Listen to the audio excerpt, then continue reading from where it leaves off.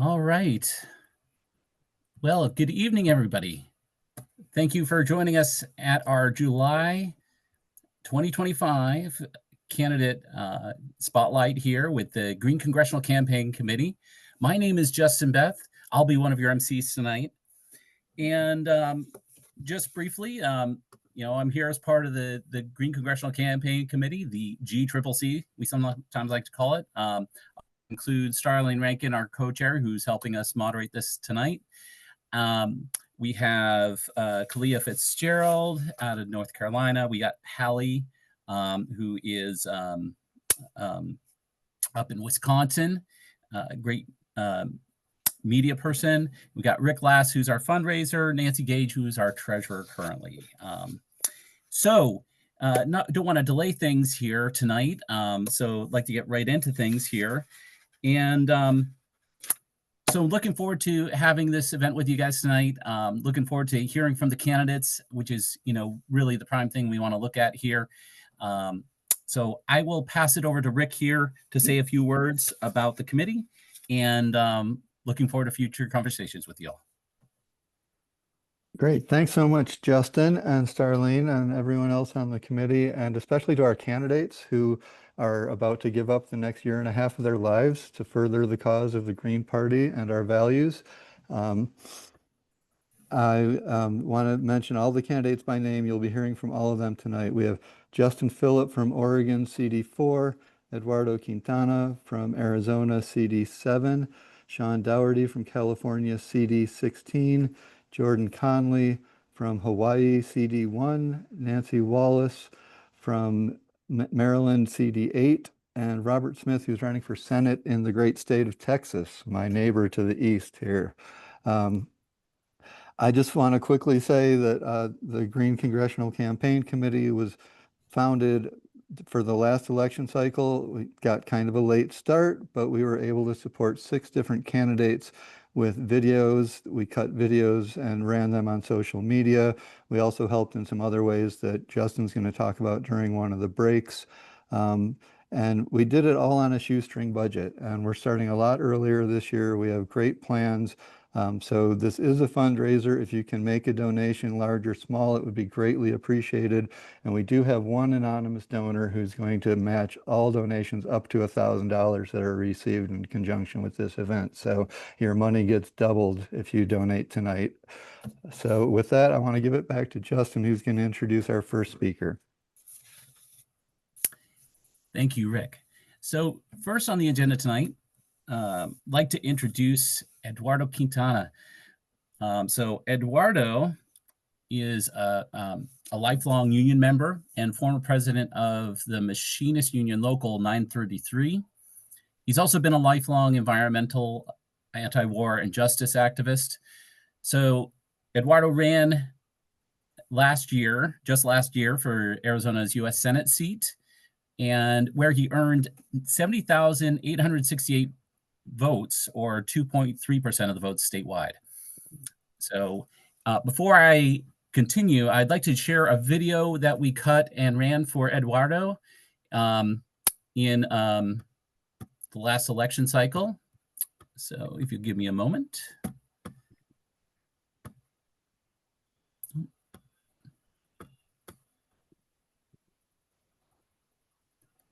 I'm digging the cactus, Eduardo. Oops. Me. Okay, what's that? So, just a moment, please. Okay, here we go. So this is Eduardo from 2024, his Senate run for Senate. Hello, Arizona. I'm Eduardo Quintana, Green Party candidate for the U.S. Senate. We must stop the genocide now. I call for an immediate ceasefire and end arms sales to Israel. Innocent lives are at stake. Our government must prioritize peace over military action. As your senator, I will advocate for justice and push for diplomacy to ensure humanitarian aid reaches those in need. Join me in standing up for human rights. My name is Eduardo Quintana, and I approve this message. Today I stand before you. Sorry about that. We're really excited because Eduardo Quintana is now running in this year's election cycle, a special election in 2025 for Arizona District 7. So without further ado, I'd love to introduce my good friend, Eduardo Quintana, to say some words to all of you. Thank you for joining us, Eduardo. Justin, I'm having trouble picking up everybody's audio. It comes in just choppy, so but I don't need to hear since it's my turn to say something. Yes, go right ahead. So if you're okay with it, I won't be able to hear you. Able to hear me. All right. My name's Eduardo Quintana, and I'm running for Congress in CD7. That's Raul Grijalva's old seat. And I'm running as a Green Party candidate for Arizona. My campaign called for ending the genocide in Gaza by funding, stopping any war on Iran, and it's even closer to war, self-determined Ukraine, stopping NATO provocations, and closing 100 U.S. military bases worldwide. The savings from these military bases can fund human needs like housing, food, health care, education, paying off student debt. In this country, there's no reason why anyone should be hungry. But I saw a young woman come to Oleander Hedge the other day, go to a dumpster, pick up something, and bite it, on back to the hedge. That's outrageous when we know that we can feed everyone in this country. We know we can provide health care. We know we can provide health. So no one goes. As an elected representative, I will propose that we start building publicly owned grocery stores with affordable prices for groceries, for prescriptions. I'll propose that we protect our water. Here in Arizona, our water rights are being sold off to nations. We're operating on a water law from 1872. Data centers, mines are too thirsty. They're not sold. They're not welcome. I will propose that as we provide jobs for everyone at union scale wages, building things, supporting the infrastructure, I will definitely call for immediate halt to state terror and cruel deportations. That's not what our country's about, as most people would agree. That is what our government is about. So we have to replace this government. We have to defend democratic rights. We have to stop all evictions now. We have to save the Santa Rita Mountain minerals that is bulldozing these mountains right outside of. We have to stop Resolution Copper from plowing up Oak Flat, where it's very sacred to the Native Americans here. And also stop another mine called South 32. We have to have reparations for slavery. I was taught at some point in my life, listen, when you do something wrong, you apologize. And you make every attempt to pay them back. What we owe African Americans in this country is immeasurable. But also support women's rights, especially the right to reproductive justice. I would call for stopping global warming by implementing the Green New Deal, a mobilization to save the earth. We have the ability to provide housing, healthcare, and there's no reason why we should. That's what I'll fight for, and that's what we'll accomplish with your help. Organizing over mass murder of the people of Palestine by Israel. It's one of the main reasons I decided to run for Congress. There's nothing that's more morally reprehensible than the murder of thousands of women and innocent children. Congress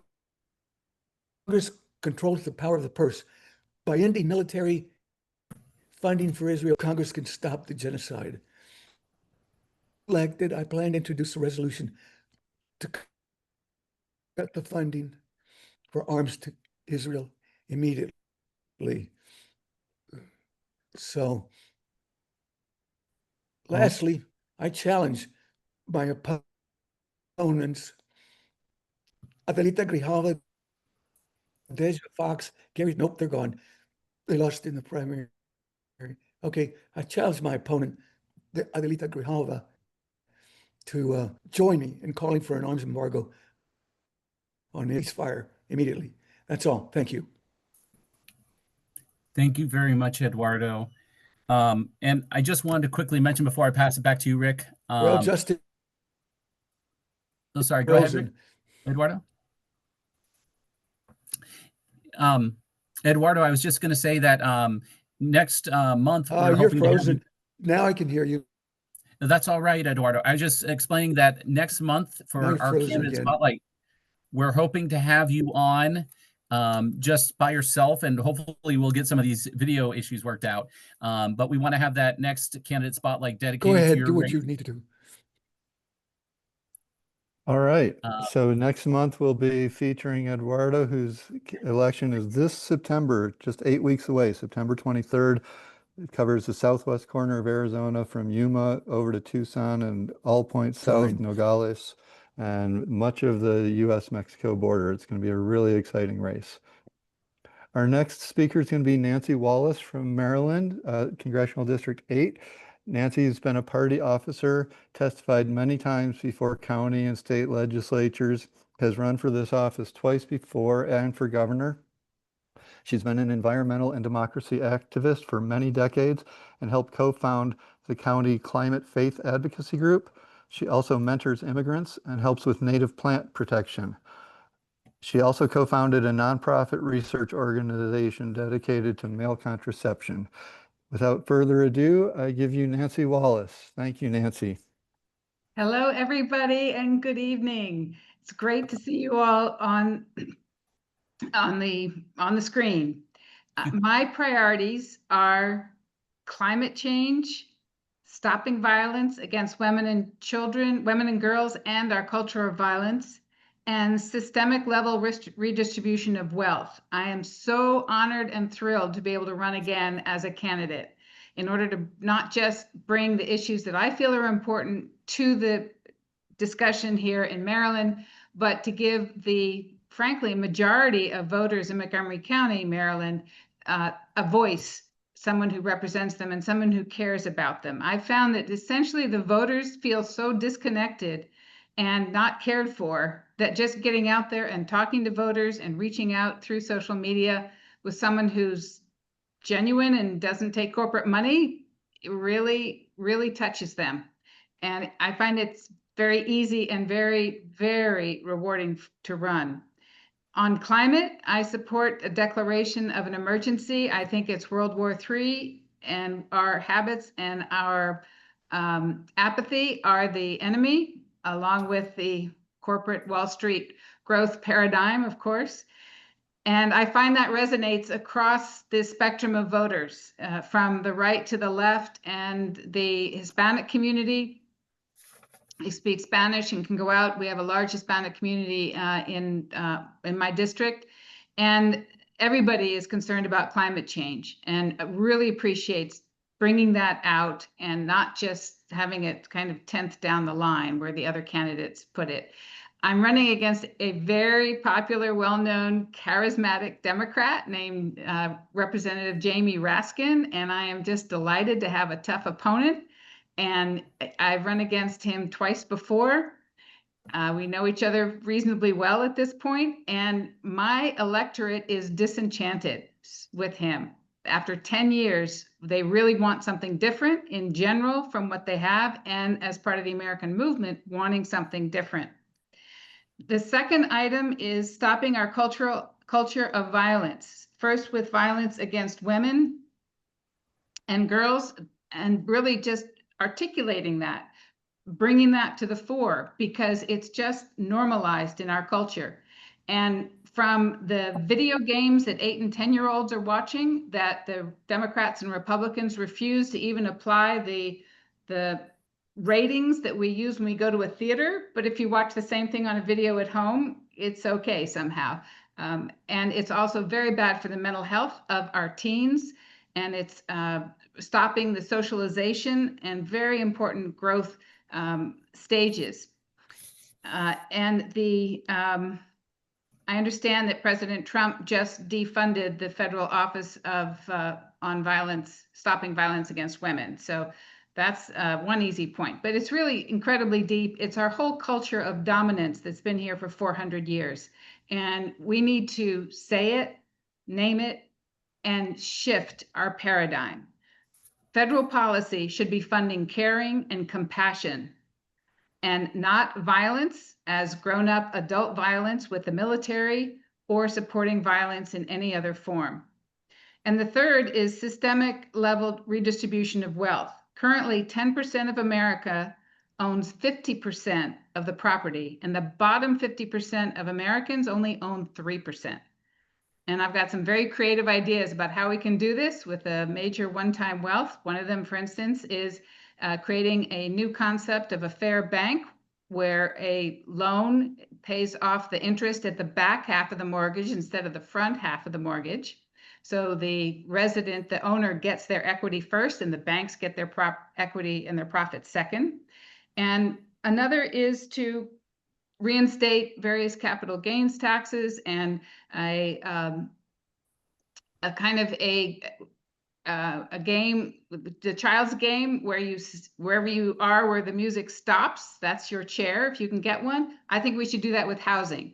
We declare a day, and wherever you're living on that day, that's yours, and those renters become owners. There's many, many creative ways we can go about a redistribution of wealth. And finally, one of my favorites is men's contraception. Having benefited from the drastic revolution in women's contraceptives since 1960, the poor men have been left out. 40% of pregnancies worldwide are still unplanned. And men and women today have grown up with contraception as a concept. And everybody wants to be able to share that. Both men want to share it with their partners, and their partners often need the men to help with that because of problems with women, the hormone-based women's contraceptives. So I think there's a huge amount of human rights, child survival, women's reduction in women's mortality that we can achieve through that relatively simple medical intervention. So I'm so excited to be running again. It is such an honor and a privilege, and I love everybody I work with here in Maryland and at the national level. Thank you.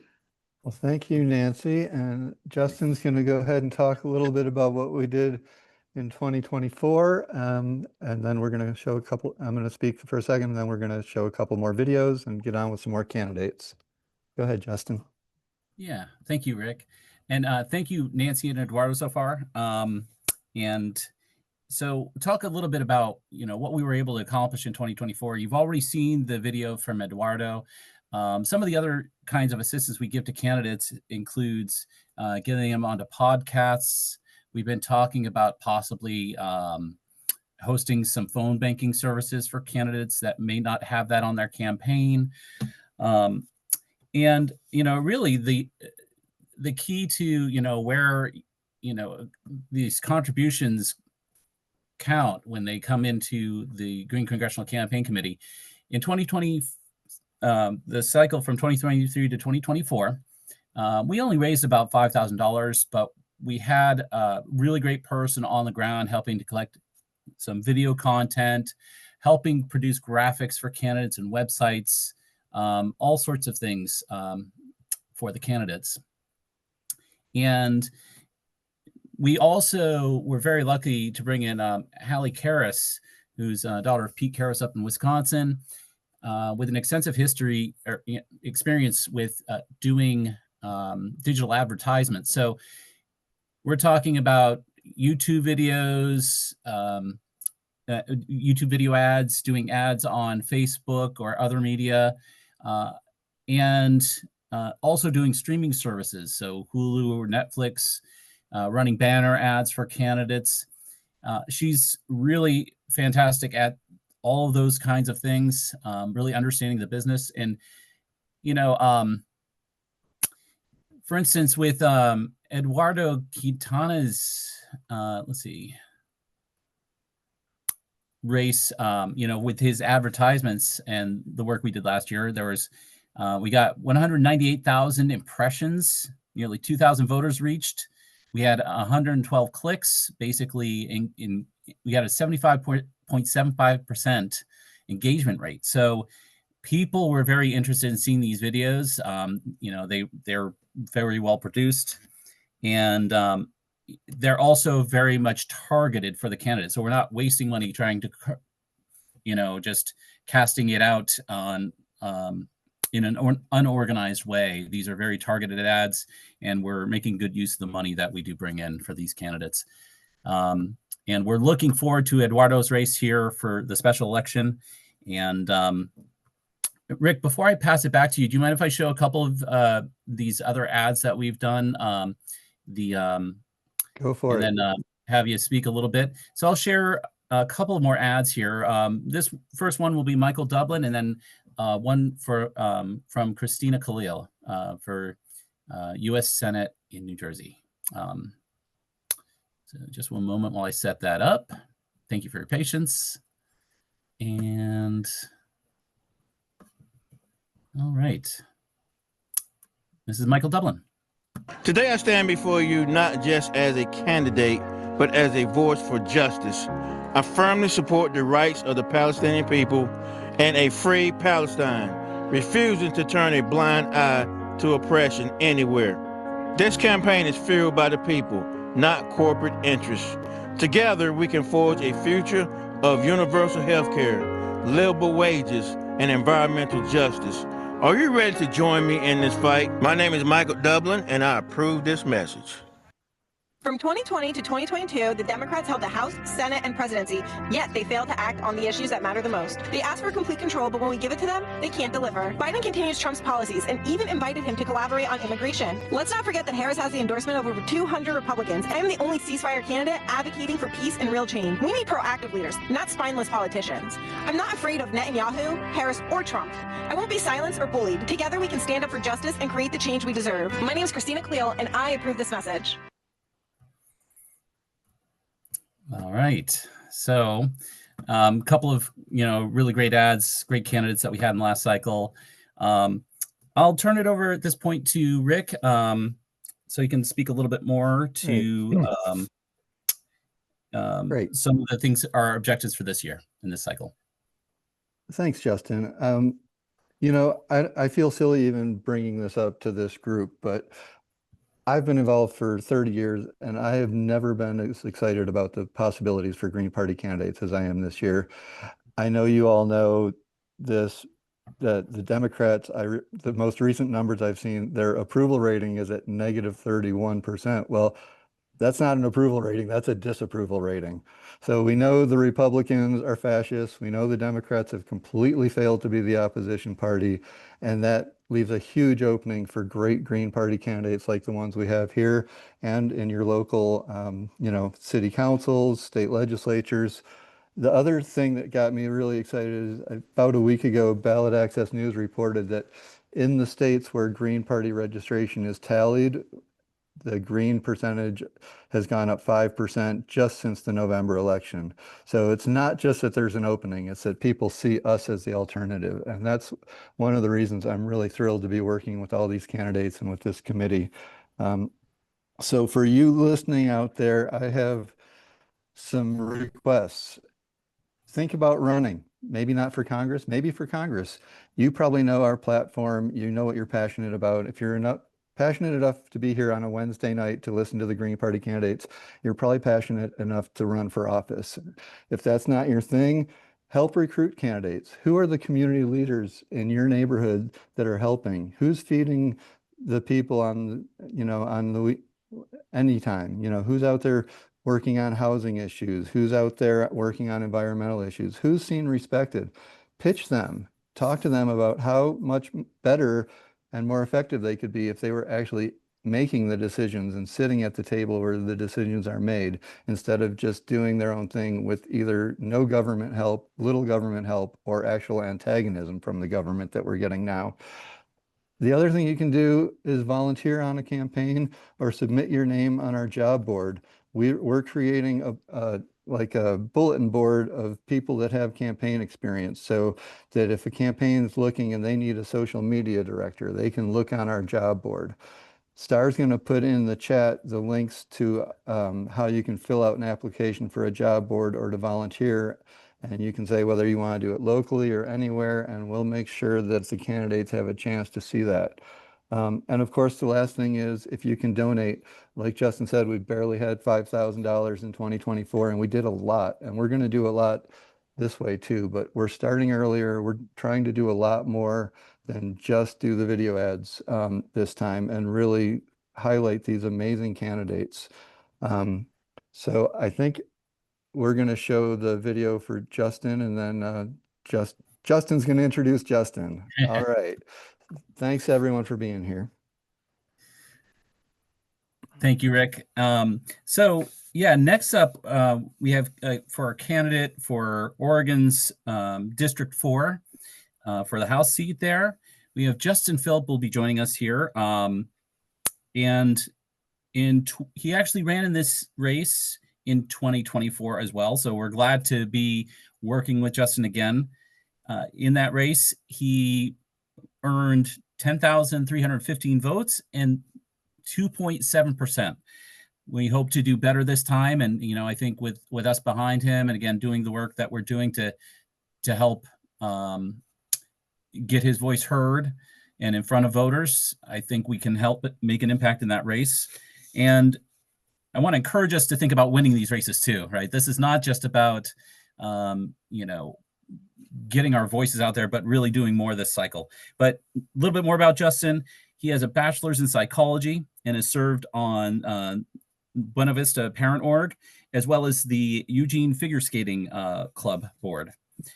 And again, 2024 marked his first run for Congress there. And before we get started, I'd like to share one more video, this one of Justin and the ad we worked on, or we put out last year for him. All right. And here's Justin Filip. Hi, I'm Justin Filip, and I'm running for Congress to help bring democracy to a broken system. The Green Party is a working class party with working class interests. This sets us apart from the two major parties who are owned and operated by billionaires and corporations. It's time to get big money out of politics, support publicly funded elections, and adopt ranked choice voting. We need to elect leaders who will put people, the planet, and peace before profits. Don't ever let anyone tell you better things aren't possible. They are when we work together. I'm Justin Filip, and I approve this message. And without any further ado, I would love to introduce Justin Filip to talk with you folks here tonight. And thank you for joining us, Justin. Yeah, thanks for having me, Justin B. On the other side of the country. We got Justin on each coast.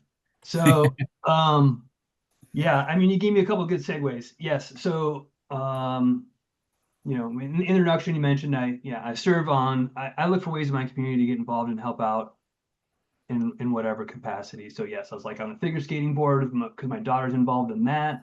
The parent organization at her school.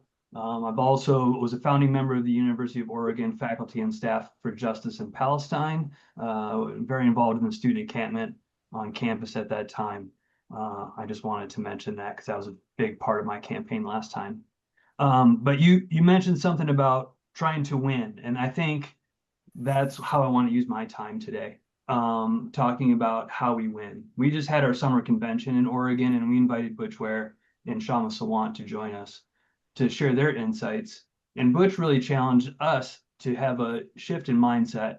You know, he put it, and I think he's correct, that a lot of times we're just sort of content to run, just to participate, maybe, just to maybe advance the conversation. And that's important.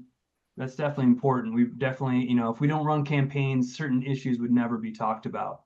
So we do broaden the scope of what is talked about. But how do we take it to the next step? How do we win? Because I think ultimately that's what needs to happen, right? In order for us to overcome the oppression, and injustices in our world and in our communities, we're going to have to take power. We're going to have to displace the oppressors from their seats of power and replace them. Ultimately, that is the goal. So, and if we don't win this election needs to set us up to have a better chance to win the next election. So I think that's the mindset I would encourage all of us to go into these elections with. And if anyone in the media ever asks you if you're trying to win, the answer is yes. We are trying to win. So, because no one is going to take us seriously if they think we're just here to. Now, is the task very daunting? Is it going to be a heavy lift? Yes. It's not going to be easy, and I'm not saying it will be, but we got to have a plan. So I got a couple things I want to share. I do think what Butch Ware has got going on in California has got a lot of energy around it.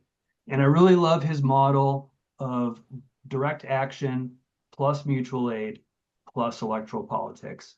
And I think we really need to be engaged in all of those. And this is kind of what I've always talked about as far as the role, what I see the role of the Green Party here in my community is we're out there in the community doing mutual aid, participating in direct action at times, helping folks navigate this broken system that we've got. While at the same time, in parallel, we are working to replace that system so that we don't have to be out there so much, so that all this mutual aid isn't so necessary, that we don't have to scream at people to stop a genocide, because now we have the power and we're making the calls and we're going to make the right calls. So that's ultimately what the vision needs to be. So I do think in order to have credibility, though, we need to be shoulder to shoulder with these people in the streets. So it's not enough for us to just be on the ballot. We can't expect people to support us that we're not already out there supporting. I think we need to really walk the walk, be in our communities. I do think I agree with what Rick said. Let's recruit from the activists in our community. That is how we can win, because these are the people, like he said, that already are respected movement leaders. And remember, we're building a movement here, right? I like what you guys, the tagline you guys had in the email about we are the electoral arm of the movement. And that's how we have to view ourselves. And I think that's how we sell ourselves to the other activists that we work with, is that we want to be, we're doing that direct action, we're doing that mutual aid, and we need us to build solidarity around the Greens to be that electoral arm of the movement. Butch talked about building relationships. I think we have to do that. I was a psychology major, and I think what I'm noticing lately is, and maybe I'm wrong, but I think this party is full of introverts. and you know, so like, it's not, we can't just, you know, social media alone isn't going to cut it. We're going to have to go talk to people. I'm sort of an extrovert presenting introvert. You know, we just got to dig deep and find that within ourselves. We can go back into our hole when we get home and recharge our batteries. But I think we do need to knock on doors. One of the things we're trying to do here is take our, because you can in Oregon, I know it's not the same everywhere, but in Oregon, you can register as a Green. So we know who the Greens are in our community. I can get the list from the Secretary of State. And so we're just going to start knocking on doors. And if they're not home, I'm going to have a flyer that I can leave for them, inviting them to get engaged. Because in Oregon, we have over 8,000. We'd love it to be more, but we have at least 8,000 registered Greens. So these folks already have one foot in the door we need to mobilize them because the whole idea is growing this. So I look at running this campaign, I'm both running a campaign to win an office, but also growing the party. So I'm really trying to, inject a lot of the green messaging and get people to buy into what we're trying to do here as part of my campaigning, because that's how we're going to win. We got to grow the movement. If you can get people registered as Greens in your state, do that. I talked about sort of getting out of our comfort zone, doing things maybe we're not really used to doing. I don't particularly love knocking on doors, but it shouldn't be too intimidating to go talk to people who we know are already Greens and just say, hey, I know you're a Green, I'm a Green, and invite them to something. Give people different ways to plug in. That's not just, beyond just voting, right? Democracy requires participation. That statistic, Rick, I think was great. The 5% growth since November, amazing. I think we need to shout that kind of thing from the rooftops. I think people want to get involved with something that they think other people are already getting involved with. Like, that's the psychology, right? If you see some excitement over there, you're like, what's going on? What's going on? Okay, maybe I want to get involved with that. So we need to create some buzz, right? And demonstrating that we have some growth already will encourage more growth, I think. I'll wrap it up, but yeah, the videos, thank you so much, Green Congressional Campaign Committee and Ariel for coming out and helping me put that video together. I know that there's several different ways we can attack it and target audiences. My particular strategy in my first race was just to build name recognition. So I sort of cast a very broad net. We have a 17,000 square mile congressional district that I reside in. It's huge. So, I mean, it's like an hour and a half drive from where I live to the coast, and then it goes down to California. So it's hard to cover all that ground physically. So the online presence did help, and I just wanted, just trying to build name recognition in all of our communities, large and small. I'll wrap it up, but one bit, I'm just glad I'm starting early, I guess, this time. And right, and there's a lot of lessons that I learned from doing it last time that I hope to apply, and starting sooner helps. I don't officially have the nomination because our nominating convention isn't until May, and I think historically we kind of wait around for our nominating conventions, and then we're sort of scrambling to find candidates, and waiting for candidates to come to us, I just don't think is a winning strategy. So again, I want to reiterate, recruit the activists in your community to run for office as Greens. Offer them that ballot line if that's what we have to offer in your state. I'll just wrap it up there. But yeah, let's go win. Let's go win. Let's try to take this to the next level. And thank you all for having me. Yep. Thank you. That's excellent. And you reminded me of the first time I had to give a public speech many years ago and how absolutely terrified I was inside, but you get over that after you've done it a couple times. So, I just want to tack on, if I may, anybody can do this. Don't think this is something that I never saw myself doing. I'm just some guy. Butch is just some guy. Like, we're all just some guy or some gal in our community who decided that enough was enough and we needed something better. And I want everyone to feel empowered to be able to do that. All right. Well, our next speaker probably wishes his district was only 17,000 square miles. He's running for Senate in Texas. Robert Smith is a citizen of the Chickasaw Nation, an ordained minister in the Evangelical Lutheran Church of America, and a history professor at the University of North Texas. He's an expert on the history of racism, indigeneity, I don't think I pronounced that right, religion, and politics. With his partner, Aja Martinez, he's the author of several books on the history of critical race theory. Robert, thanks for joining us, and tell us a little bit about yourself and your race. Well, thanks, friends, for having me in this forum tonight. It's a pleasure to be here with you all and make all of you as new friends and colleagues in this venture to get out there and win. like Justin was encouraging us to do. So I am running for U.S. Senate in the state of Texas, but I'm joining you this evening from Atlanta, Georgia, as I'm here participating in an international consultation on the crisis in Gaza at the Carter Center. That should give you a sense of my candidacy, what I'm hoping to accomplish through it. I've worked professionally on Israel-Palestine related matters for about 20 years, including 4 years living in Jerusalem. The crisis in Palestine has destabilized the entire region and has, in fact, destabilized the post-World War II global order. We must refuse to support any candidate or party that has functioned as an accessory to the crime of genocide. Aid, not arms, must be our rallying cry. We're living in a time when the new rights agenda is being implemented on a global scale. Trump, Putin, Bolsonaro, and Milei are fully aligned with the tech bro oligarchy, and that alliance seeks to reinstate racial and gender hierarchies and reinforce a culture of dominance through unearned privilege.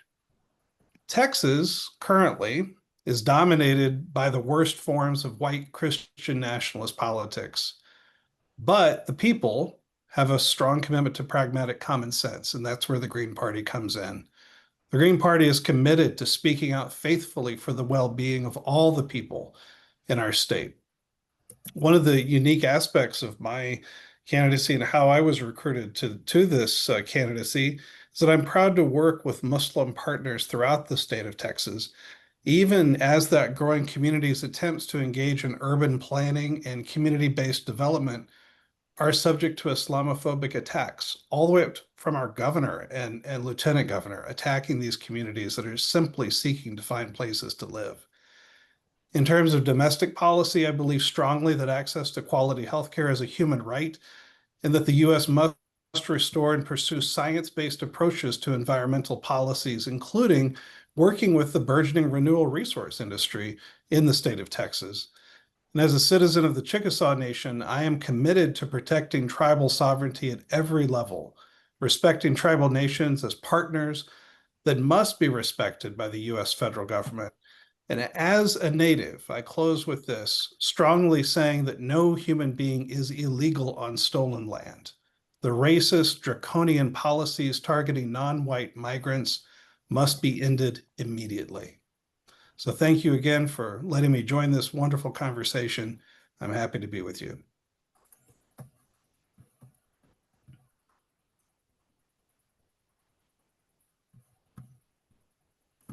All right. Thank you, well, Robert.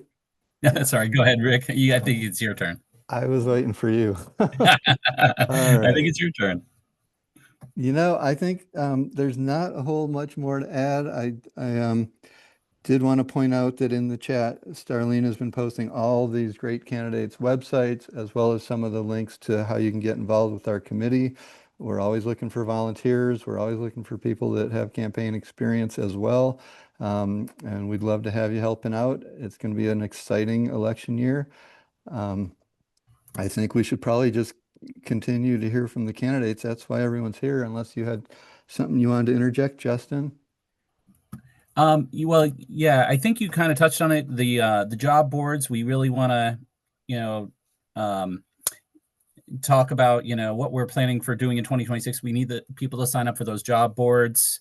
We're going to be doing more of these candidate spotlights, more of these videos, and again, whatever we can do to help these candidates win.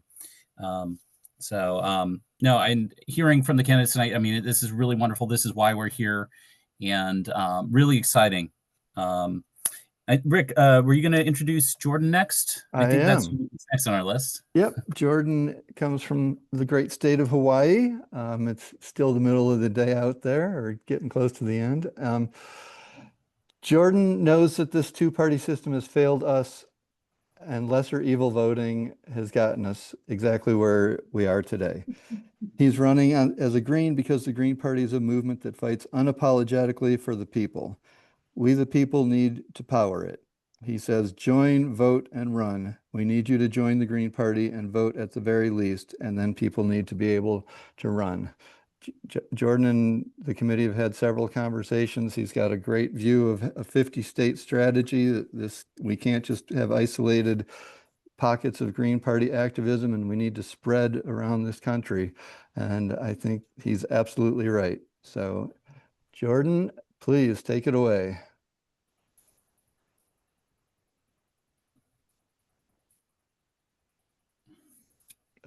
Jordan's muted, Star.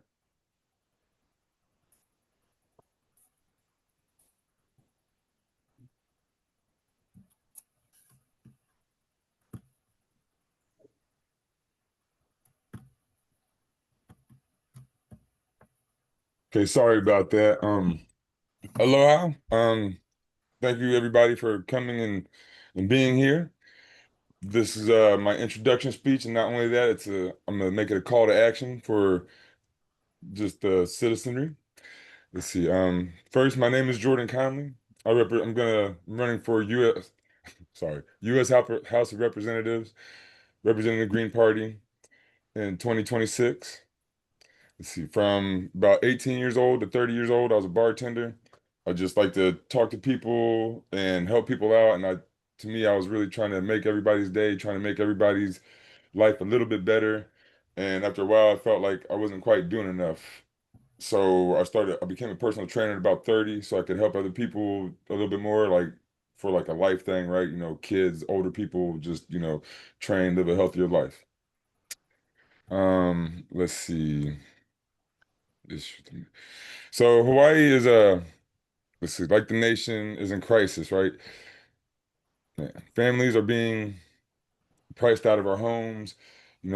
Workers are drowning in debt with CEOs making about 300 times what a worker makes. And so, that's not cool. Students graduate into a lifetime of debt. Meanwhile, politicians in DC are funding wars and genocide, acquiescing to, bankers and ignoring the people. So my platform is pretty much the Green Party platform, but first is universal health care. No one should go bankrupt for being sick. And I have a plan that I want to fight for universal health care for the nation. And if we can't get it for the nation right away, I want to fight for universal health care in Hawaii. We're a big tourist place, and I think that we could do a room tax like Vegas does, and we could probably fund universal health care in Hawaii through that, if not just a little bit more. So I think showing that it works somewhere will help it to grow. Housing first.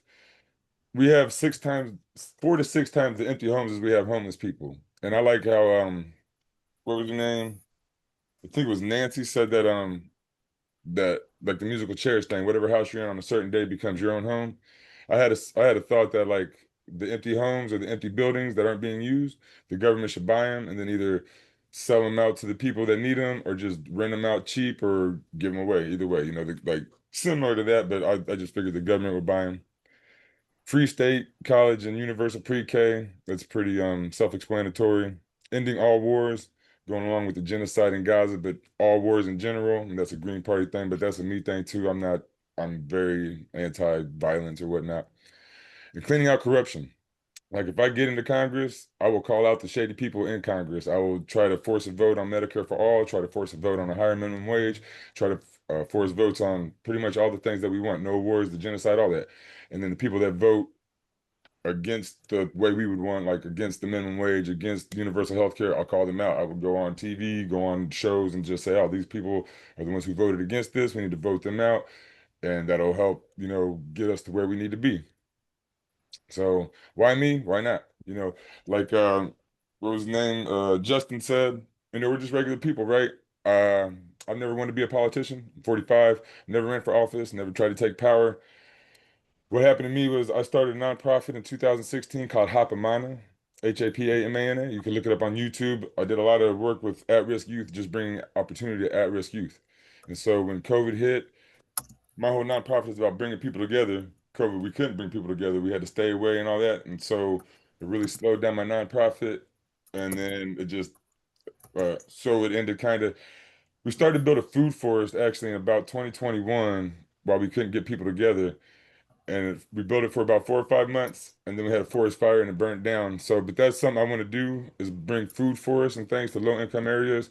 to low-income schools, and eventually just to everywhere. Because you could just have free food out in trees and around. And something that we could do is like take yards, put certain trees in certain yards, talk to the community and stuff, not just do it, but get the community to want certain trees in certain yards, certain different vegetables and gardens, and like bring it all together in the way we deliver and pick up and do that as a community thing.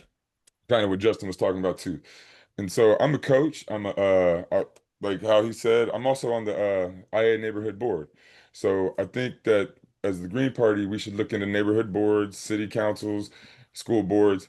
When I got on the neighborhood board, there were 4 positions open, only 4 people ran, so I got on. When we went to the meeting, our first meeting, there's like 15 or 16 people on the total board. My area had 4 people, and there was 2 people from the total board that wasn't claimed yet, or 2 seats. And then 2 people came in on that first day and claimed those seats, and no one ran against them, and so they just got them unclaimed really.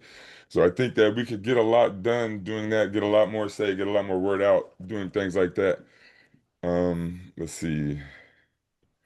Basically, like what I say is we need to do what needs to be done, as in go out coaching, go out just into the community, like Justin was saying. And like Rick said, I had this kind of 50 state thought, and I'll write it back out and I'll send an email out with that. I think that we should all work together. I think that the Green Party, like Butch Ware, Justin, Nancy, all you guys, I have a YouTube channel. I think you guys should all come on my channel, do an interview. If you guys have any YouTube or anything like that, I'm more than willing to come on there. But I think everybody should cross pollinate or whatever, help each other out. We should do ads with say 3 or 4 or 7 of us, where we talk about the Justin on the East Coast, the Justin on the West Coast, and then Jordan out on Hawaii, right? So we're touching the whole of America. We got Butch, and I know some people in Alaska that are running in the Green Party too. So like we should tell everybody that we're not just the once every 4 years Jill Stein where she's at, that we're doing this here, we're doing this here, we're doing this here, and that we're a real party and that we're really trying to get something done. And I think I will leave it at that. All Mahalo, right, thank you. Jordan. Mahalo to you, Jordan. Thanks for being here tonight. Our final speaker of the evening is Sean Dougherty from Congressional District 16 in California, up in the north. Sean launched his congressional campaign in 2023 with a strong anti-war, pro-climate action and pro-justice platform, receiving 6.5% of the vote. Building on the momentum from that run, Sean's campaigning again, this time with a dedicated professional staff to support his efforts. Also, not sure if the Substack and YouTube links are going to get posted, but he is on Substack and YouTube, and Star will be posting his website in the link, or in the chat rather. And I welcome Sean Dougherty. Thanks for being here, Sean. Excuse me. Thanks for having me. Can you hear me okay?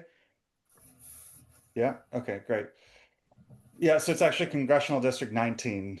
Oh, shoot. I'm sorry. It's fine. It's fine. Not a big deal. No, it's funny. Nobody knows what district they're in. And actually, that's an important pointer to anybody who's running for office. We've just created some new palm cards that have a map on one side that literally shows some of the key cities. It shows the district boundaries. I strongly encourage people to do that. You have no idea how many people don't know what congressional district they live in. This is pro tip. Y'all do it. So I just wanted to, before I go on with my remarks, I want to say, Jordan, I really like your idea of the cross-pollination. I think that makes us look much stronger as a party if we're running together.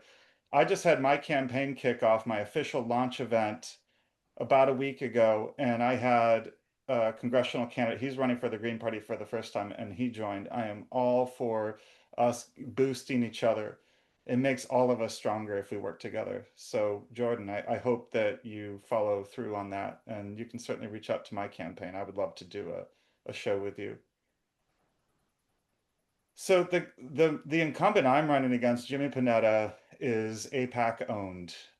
His top campaign donor in 2024 was the Israel lobby, and that's a matter of public record. You can go on opensecrets.org and you can see that.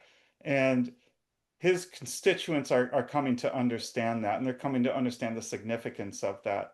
A year ago, and this is really for me, it's a little difficult to understand this, but even a year ago, once it was widely known amongst activists that the incumbent was taking all this APAC money, there were still people that thought he could be reasoned with despite those donations. In fact, we had a protest outside of his office that I attended, and I talked to multiple people that were there, and I was telling them, like, sure, it's great that we can demand to speak with him, but it's not going to make a difference. We have to be strategizing on how to remove him from office. And multiple activists at that event said, no, he's reasonable.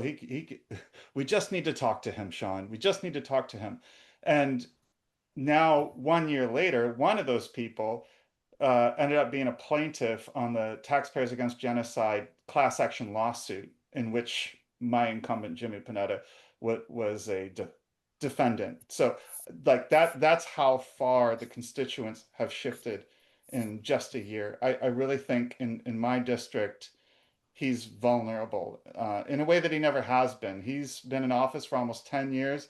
He's never had a challenger who had a campaign serious enough that they knocked doors, and that's going to change this cycle. We are going to knock doors. We have the know-how and we have the resources. And as mentioned in my intro, I actually have a paid campaign manager. I didn't have that last time. Last time it was me and my wife. That was it.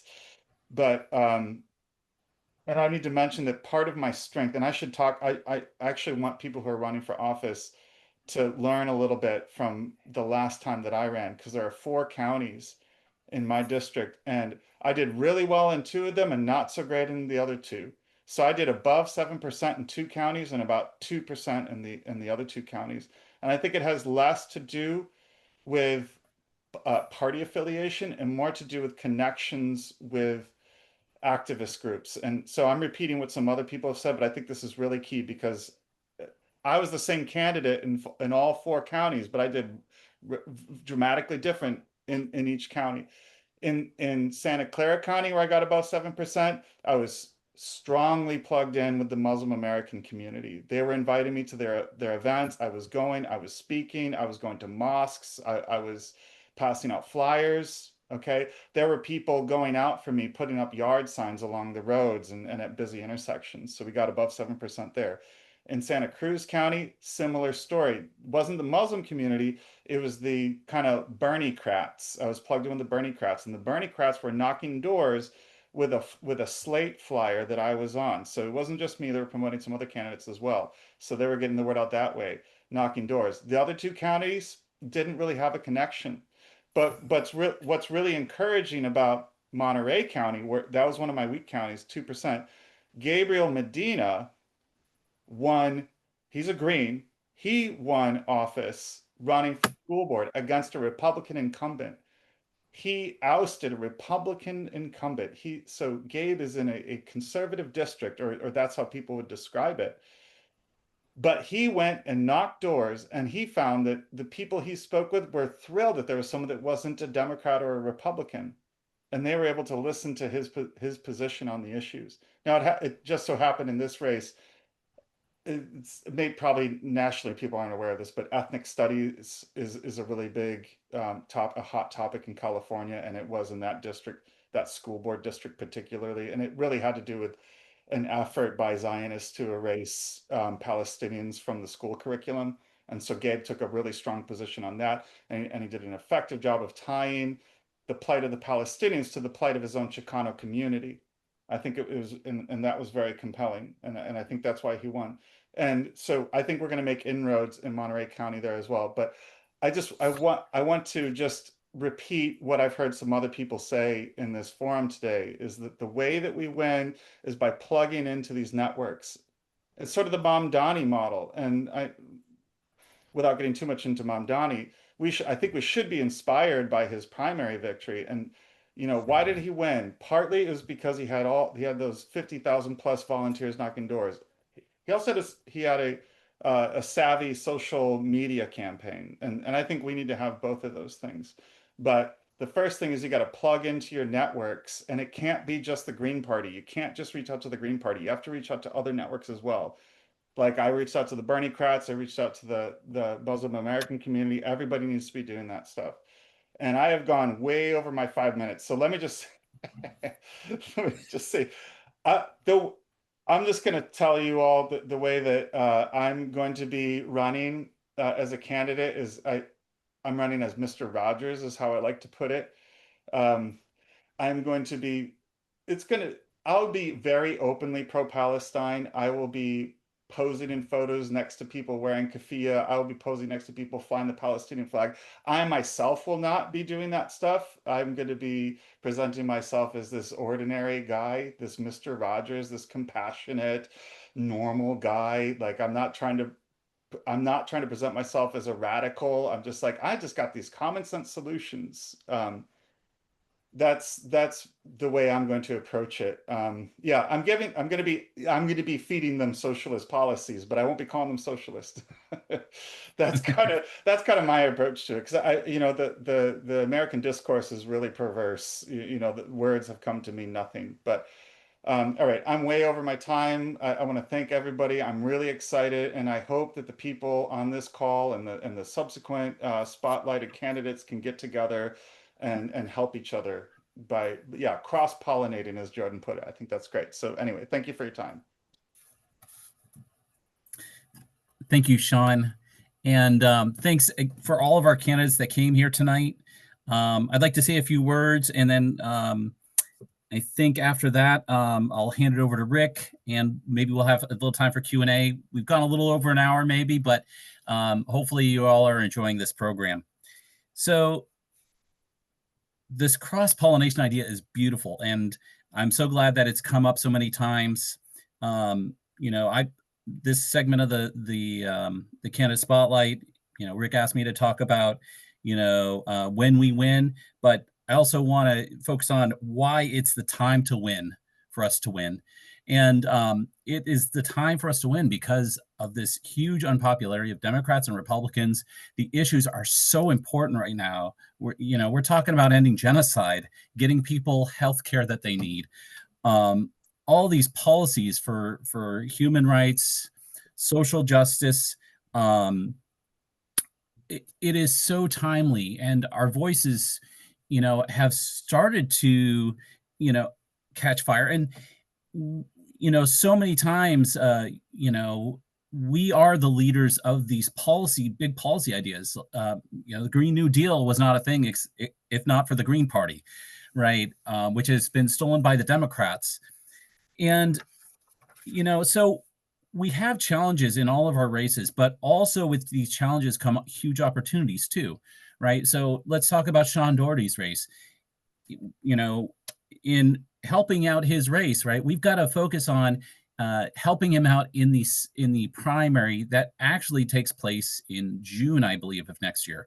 So, that is a little bit earlier of a cycle than, looking at November of next year for some of our other candidates, and if we do break through in the top two primary, right, that's, then a Democrat or, running against Jordan or Sean directly, that's a powerful opportunity for us to win and getting our message out.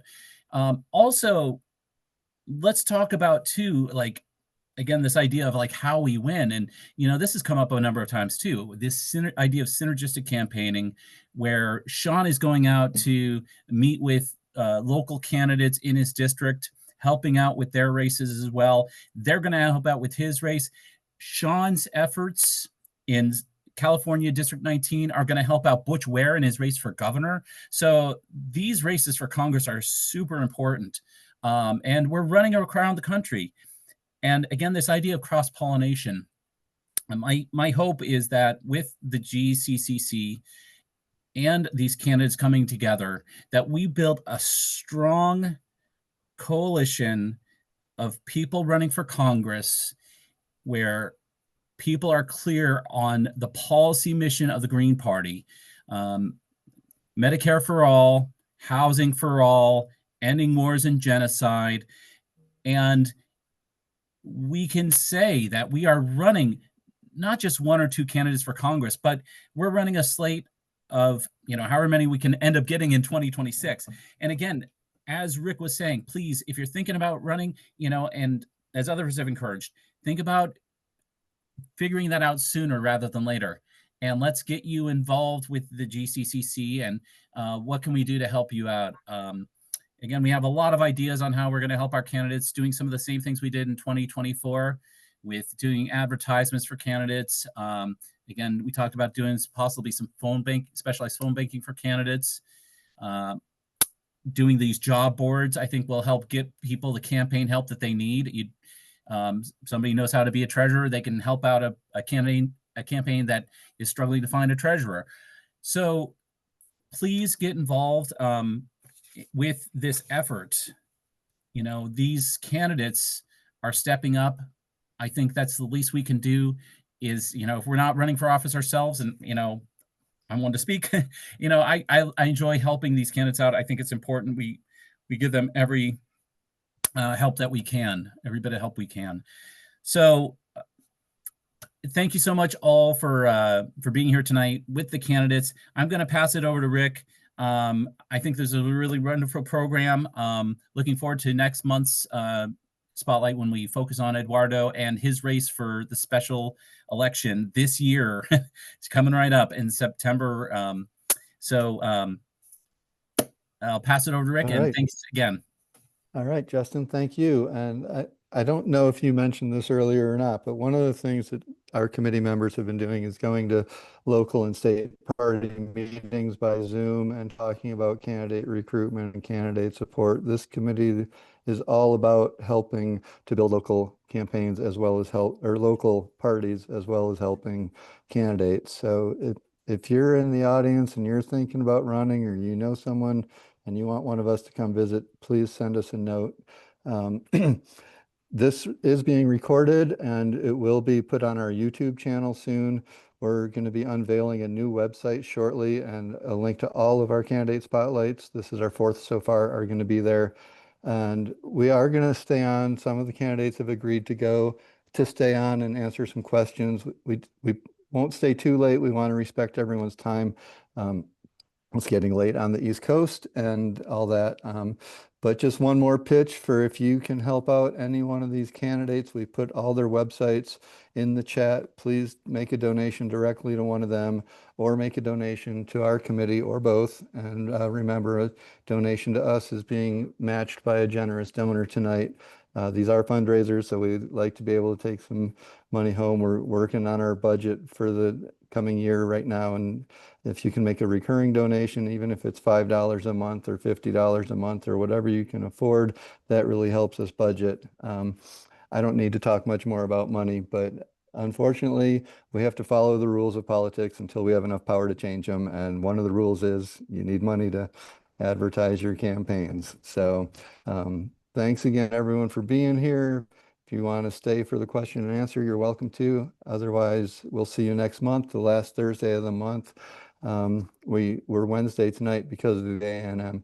And I should make a pitch. If you're a Green Party member and you're not signed up for the annual national meeting, which starts tomorrow, I really encourage you to go. There's going to be some great events being held and hosted by the Green Party of the United States, and that's gp.org/ANM. Should be really educational and a chance to meet some of your fellow Greens from around the country. All right. Not too bad, 7:12 or 9:12 on the East Coast. So if you have a question, raise your hand and you'll be asked to unmute yourself and ask the question. And if it's for a specific person, please say who that is. And again, if any of the candidates or any of the audience members need to drop off, that's totally understood. You were only booked for an hour. Nikki Lananda has a question, Star.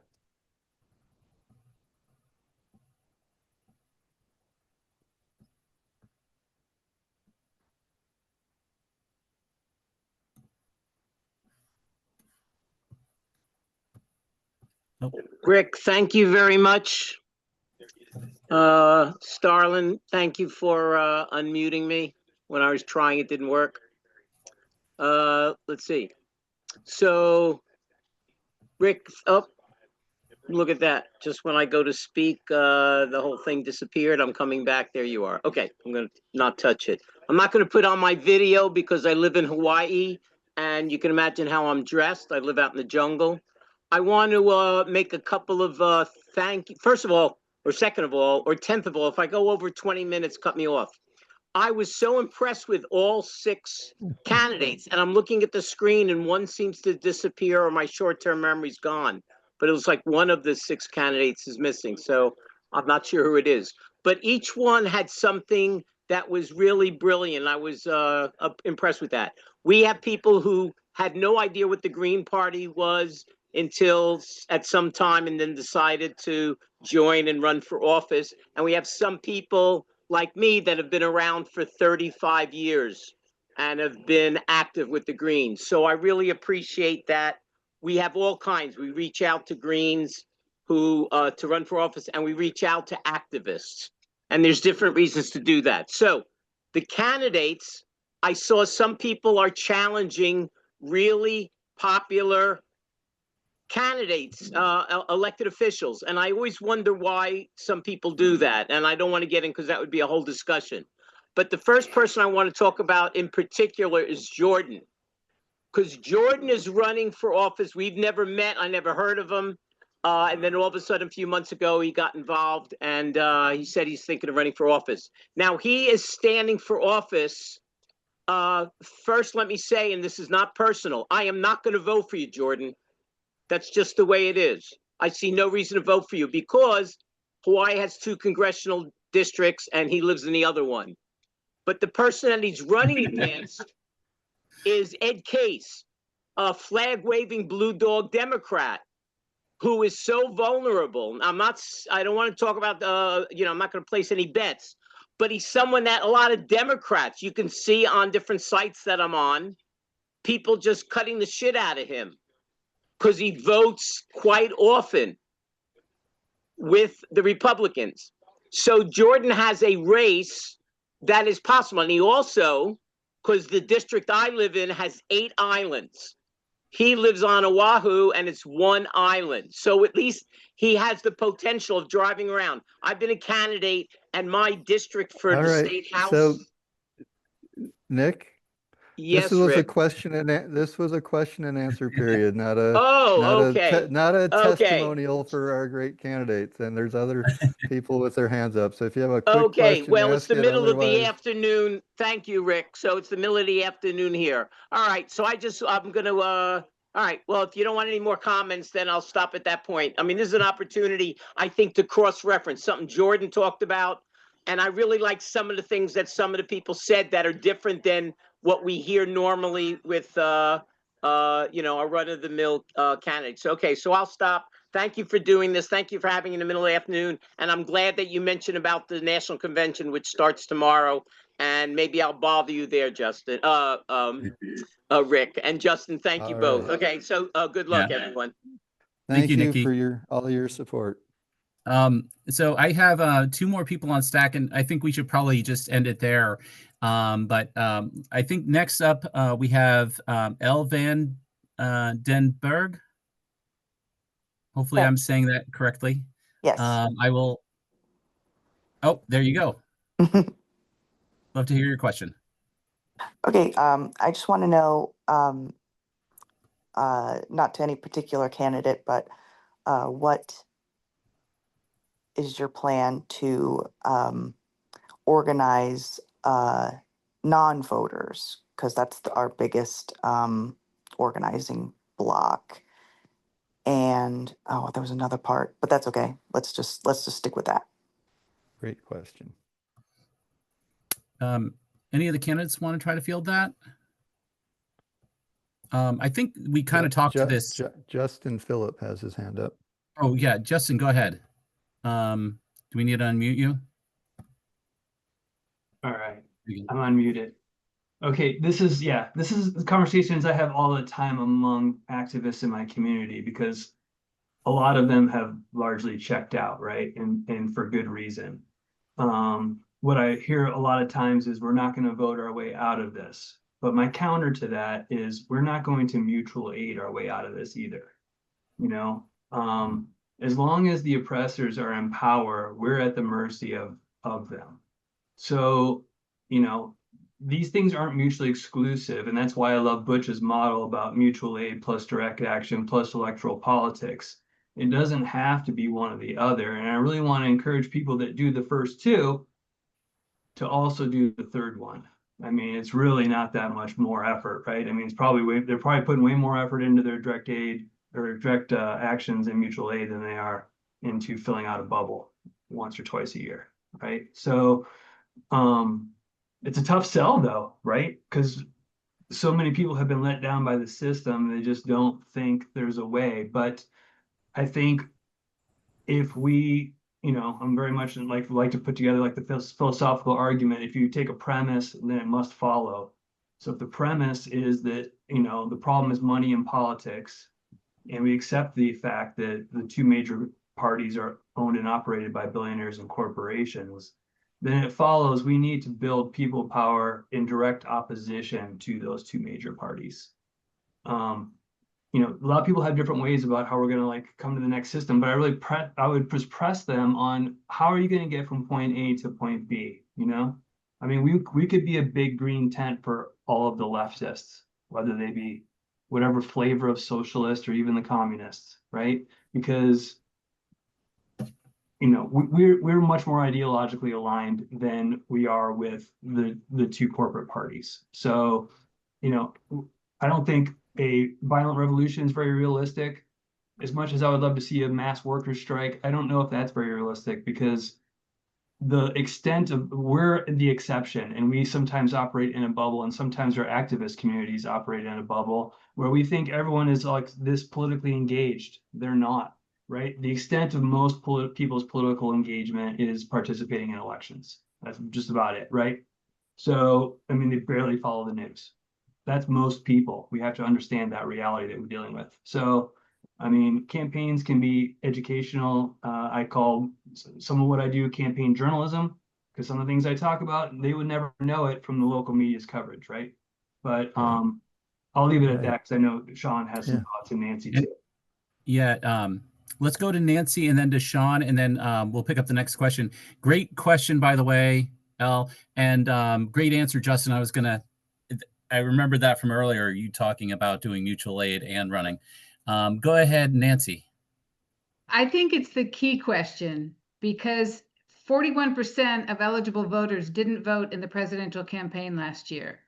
And Trump got 27% and Harris got 26%. So we can win if we get these people. And what I found, and this is the fourth time I'm running, and I'm older and I'm more confident. And so I hug people and I try and connect with their heart. And I say right to them, it's okay. We don't take corporate money. I believe in you. I love you. I want you to have a great life and I will represent you. And I'm kind of known for hugging everybody. The hardest thing in the campaign for me ever is getting people to believe in themselves and believe in their own power. But just tackling that right head on. And I only met one guy one night that I couldn't convince. Everybody else tends to really light up when you look them in the eye and you say, I really care. I don't take corporate money. Here's our positions. We're ethical and we represent the majority of American opinion according to the Pew Research Council. So please vote for me and I will take care of you. Thank you, Nancy. Very powerful. And Sean, please answer the question too. And thank you for all you. I don't think there's a single strategy that we can use to go after the low propensity voters, I think they're sometimes called. One of my major focuses is going to be on students though. And I was given the advice that a really great way to get students to get involved with your campaign is to offer them internships. So what they get out of it is a letter of recommendation. I actually did that when I was in college. I did an unpaid internship with a campaign, and there was an anti-genocide Democrat running last cycle, and that was how he got a lot of his volunteers who were knocking doors, was through these unpaid internships. I don't like the idea of unpaid internships. It seems unethical, but this is where we are. So that's one thing I'm going to do to get young people connected to the campaign. Another thing that I'm going to do is reach out through some of my connections to student organizations. Particularly, I'm going to start out with the Muslim student associations, because I have strong connections within kind of the elder crowd. So I'm going to, through them, get introduced to leadership, student leaders. So those are two ideas that I have. Thank you. All right. Excellent. Oh, sorry. Go ahead, Rick. I was just gonna say, let's take Colt's question and see Yeah. see where that leads us.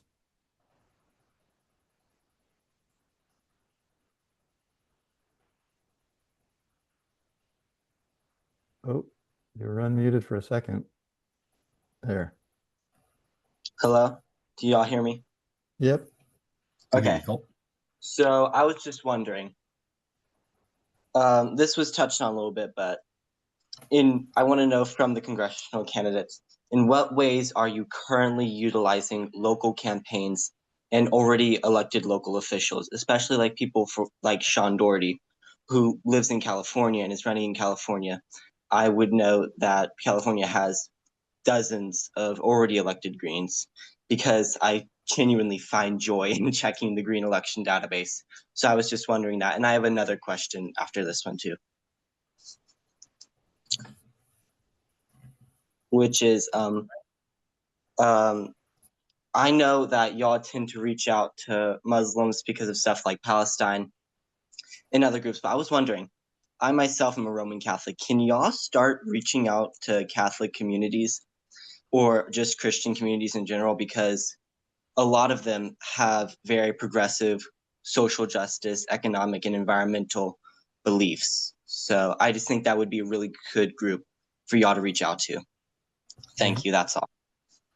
Thanks, Colt. I know Robert touched on that during his talk, and maybe want to expand on that a little bit. Can someone unmute Robert, please? Oh, got it. All right. Well, so there were two questions there. I'll take the second one on religion. Religious identity. Yes, Muslims have certainly come into the fold based on anti-genocide policies, the inability to support the two-party duopoly as a result of what's happened in the last few years. But that what Butch's leadership in California has shown, and what I am experiencing in Texas as a progressive ordained minister, is that there is a strong desire for a new form of religious literacy that doesn't discount faith as a foundation for progressive policy. And an understanding, even among people who themselves may not be part of a faith community or hold a faith commitment, that you can be in coalition with people who identify religiously and are motivated potentially religiously to join the same political projects. And so there's a new moment now where I think there's an opening up that will potentially bring many more new coalitions and partnerships than we've been able to imagine in the past. Black Protestant communities, very conservative doctrinally, very progressive politically, need to find new homes in the Green Party, given the policies of especially the Democratic Party. And yes, Roman Catholics, the Catholic community must not be ignored because of its social power, but also because of the strong foundation of Catholic social teaching that has been taken for granted in many parts of the political spectrum. So we as Greens need to re-engage these questions of religion and how the values of the Green Party come together immediately, without question, with those of various religious communities.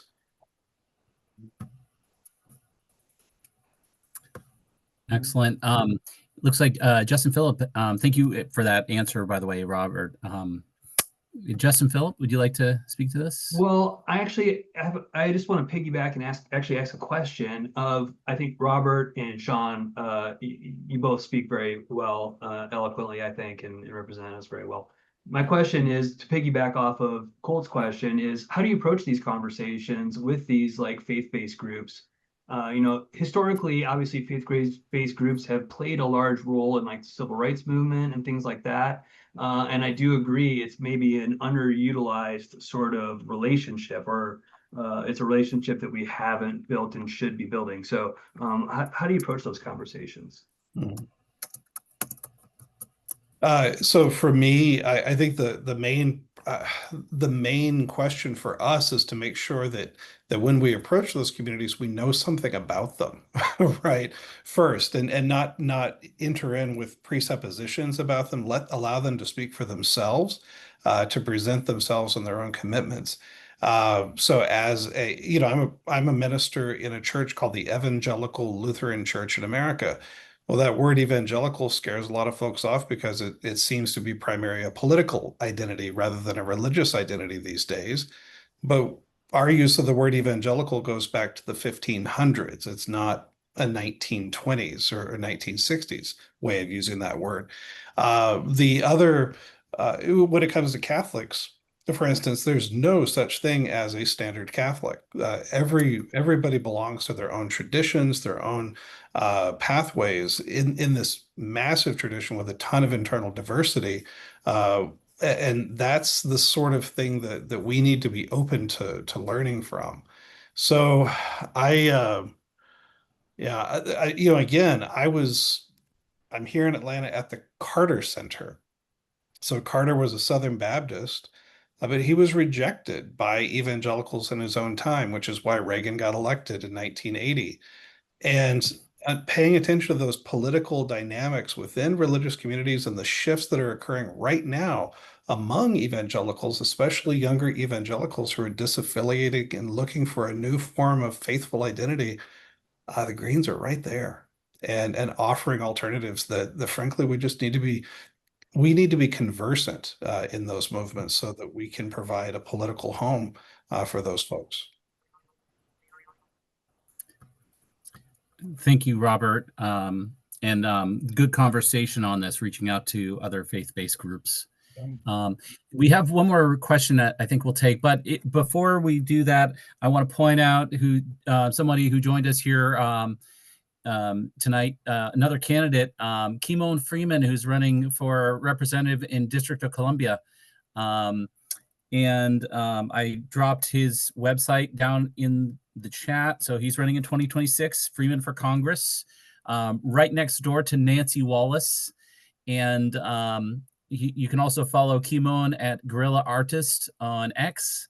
Also, Kymone has a radio show in DC. Kymone, you want to take a quick second to tell us about yourself and the radio show?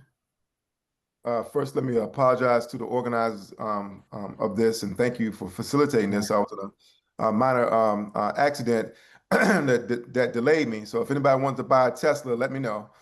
Take it off my hands. I'm looking for a non-fascist electric vehicle to replace it. My studio is called We Act Radio. It's a progressive talk radio station on the radical side of Martin King Avenue here in the nation's capital. We've been doing that for over 13 years. I'm sure many of you are familiar with Tom Hartman. He is the #1 progressive talk show host in the country, and we're the only station in DC that carries him.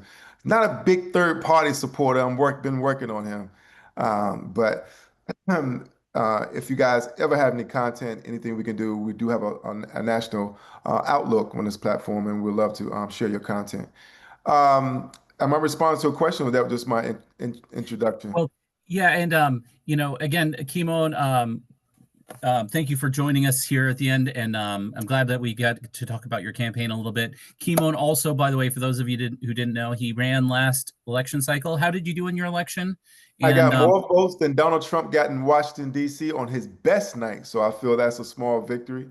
And more importantly, I got more votes than anyone who has challenged our 36-year incumbent has in at least the last 10 election cycles, and I'm only stopping at 10 because as far back the records go that I have access to. So we're looking forward to doing it again. Why don't you take just 1 or 2 minutes? The oldest member in Congress, so we're going. Why don't you just take 1 or 2 more minutes and tell about the dynamics in DC? Well, the dynamics in DC, I think everyone needs to appreciate that the issue of statehood is a linchpin issue, could tip the balances of power in the entire country. I think everyone should pay attention to what goes on in DC as the nation's capital. We pay more in taxes per capita than anyone else in the country, but other non-voting delegates, Puerto Rico, Guam, what have you, they pay nothing in federal income taxes. So one of the things I'm running on as a revolution of values is that we should not be paying federal income taxes if we do not have representation.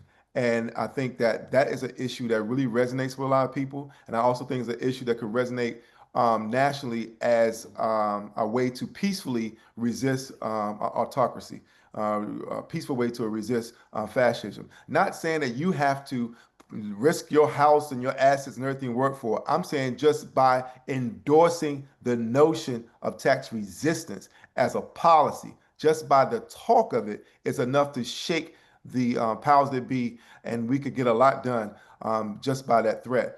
And I think that DC is the place to start that. And finally, I think that with the rise of Zoran Madani, I think we should strongly consider embracing the notion of democratic socialism, however you want to frame it. Don't be afraid to use that, because it's something that is starting to resonate with people as a term of resistance. They've seen the kind of smoke he's gotten from their own Democratic establishment. So it's not saying that we have to somehow submit to the Democratic Party, but that tag, that term is really a way opener and a wedge to create people to step outside the normal two-party political system to get some of the things that they should actually be fighting for. All right, Kymone, I'm glad you were able to make it. I'm really good to see you, and everyone will be having most of these candidates on again, probably all of them in the next 14 months or whatever we have left. Thank you all for running. Thank you all of you for running. And thank you. And I don't want to lose Karima. I know you had your hand up. I don't see her anymore, unfortunately. Oh, shoot. All right. Well, I hope Karima joins us again and asks the question next time. All right. Well, sorry we lost you. And I don't see any other questions. It's after 7:30 or 9:30 or 8:30 or 4:30, wherever you are. So I think we close it out and thank everyone for coming. Nancy? I just wanted to give a little answer to the question about running against a really well-known popular incumbent. And I would just encourage everybody not to be discouraged, because as I said an hour and a half ago, I'm shocked at the changes in the electorate and the attitudes. And we have an opportunity. Everybody's sick of it. We're doing a bumper sticker in Maryland. You can, I can try and make it the template available or whatever. Don't blame me. I voted green. It's our time, and we can just walk into that door. And I'm so excited about going against one of the most popular and charismatic members of Congress. I love the fight, and I think we can just take it to the mats, as they say. What a great note to end it on. That's a great note. Yep. Well, thanks again, everyone. Go ahead, Justin, close it out. Thank you, Rick. Yeah, thank you, everyone. Really exciting and inspiring to hear from all the candidates here tonight. And I think we have a lot of work ahead of us, but, again, these are opportunities, and, have some real chances here in 2025 with Eduardo's race, and in 2026 with all of these wonderful candidates. Thanks again, Rick. Final thing. Thanks to all our candidates and all our audience members. We really appreciate all of you. Thank you to the organizers. Thanks all. Take care. Aloha. Mahalo as well.